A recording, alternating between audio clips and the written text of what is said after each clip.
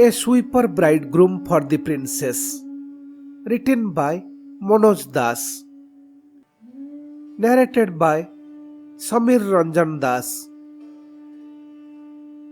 Long, long ago, when a great deal of courage was needed to travel into unknown lands, a young prince of Kalinga, Purushottam Dev, set forth on his horse to see the wide country. He trotted and galloped for days and weeks, leaving his city Puri far behind. He passed through villages and towns and rode along the rivers and across the hills. At last he arrived in the grand old city of Kanchi. As soon as the king of Kanchi learnt about the arrival of the prince of Kalinga, he offered him warm hospitality. Purushottam Dev accepted the invitation and was happy to be in Kanchi, a magnificent city. The king of Kanchi had a beautiful daughter, Padmavati. Purushottam Dev happened to see the princess on several occasions. Her beauty and behavior charmed him.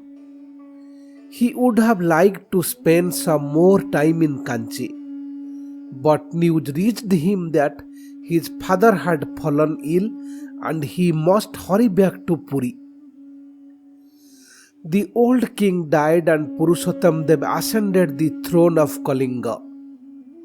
After the funeral rites were over, he sent a messenger to Kanchi, proposing marriage to Princess Padmavati. The king of Kanchi was delighted. In order to finalize the arrangements for the marriage, he sent one of his ministers to Puri. It was the time for the famous Rath Yatra or chariot festival of Lord Jagannath.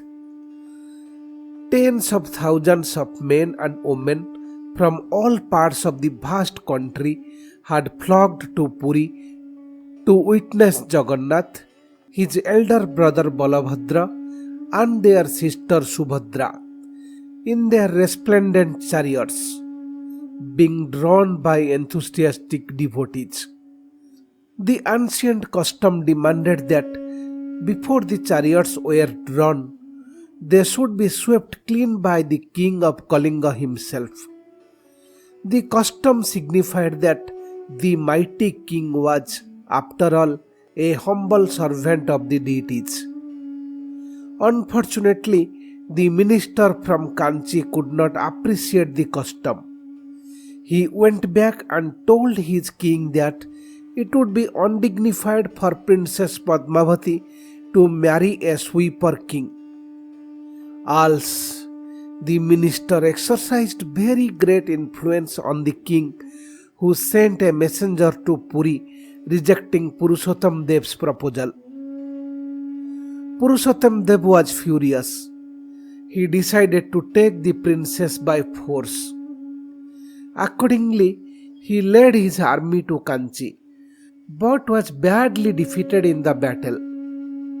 He returned to Puri, feeling even more humiliated. He prostrated before the deities inside the great temple and wept and prayed for help. Days passed. At last, he heard a reassuring voice. It directed him to march upon Kanchi a second time. Purushottam Dev lost no time in reorganizing his army. One bright morning, he started for Kanchi. But he had some doubts in his mind. Was the voice he heard really the Lord's? In what way would Lord Jagannath help him win a victory? He pondered these questions as he galloped forward, ahead of his army. On the banks of the lake Chilika, he was stopped by a woman selling cod. "My lord," said the woman, bowing to the king, "a little while ago, two riders, one fair and one dark, drank 2 cups of cod with me. When I asked them for money, they gave me this ring, saying that They were in a hurry to reach their destination, and that the king who would follow would give me my dues if I showed him this ring. The woman handed the ring to the king. He was surprised when he recognized it. It was the diamond ring of Lord Jagannath. He understood that the two riders were Jagannath, who was dark in color, and Balabhadra, who was fair. The deities obviously wanted to convince him that he had nothing to fear, for they had gone ahead to help him.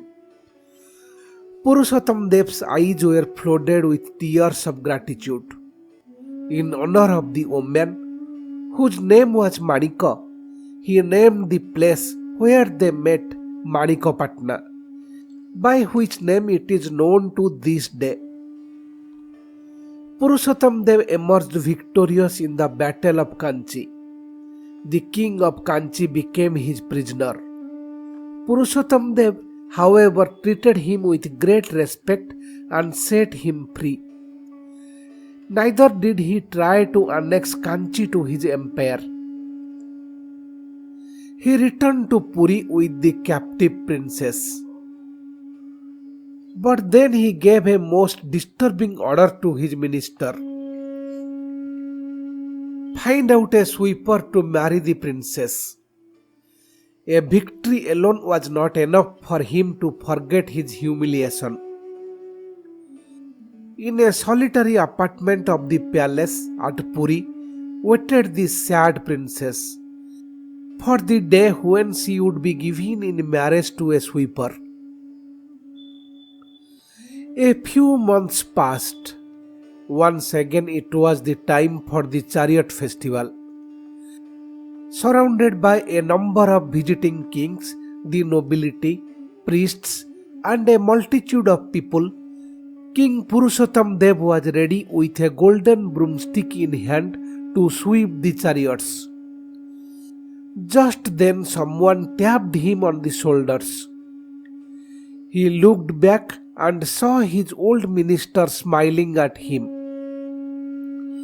The next moment, at the minister's signal, a veiled young lady garlanded him. "What is this?"